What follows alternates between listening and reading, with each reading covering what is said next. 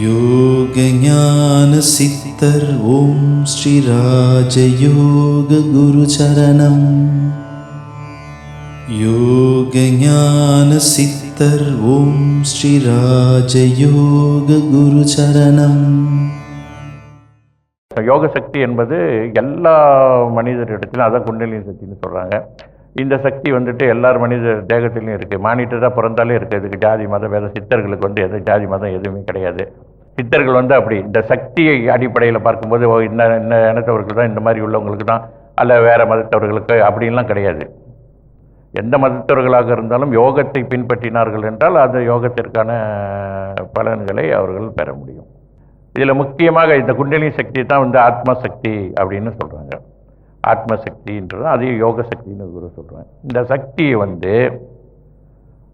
மூச்சின் பயிற்சி மூலமாக, அதாவது பிராணாயாம பயிற்சியின் மூலமாக இந்த சக்தியை எழும்படி செய்யணும். இது பிராணாயாம பயிற்சி செய்யாமல் இந்த பயிற்சியை நம்ம சக்தியை எழுப்பணும் அப்படின்னு சொல்கிறது இருக்கு, இல்லாமல் இல்லை. அதுக்கு வேறு விஷயங்களுக்கு அதனால முழுமையாக அந்த சக்தியை நம்ம பயன்படுத்த முடியாது வாழ்க்கையில். இந்த பிராணாயாம பயிற்சியின் மூலமாக அந்த சக்தி எழுப்பினால்தான் அது வாழ்க்கையில் நம்ம முழுமையாக பயன்படுத்த முடியும். யோக ஞான சித்தர் ஓம் ஸ்ரீ ராஜயோக குரு சரணம். யோக ஞான சித்தர் ஓம் ஸ்ரீ ராஜயோக குரு சரணம்.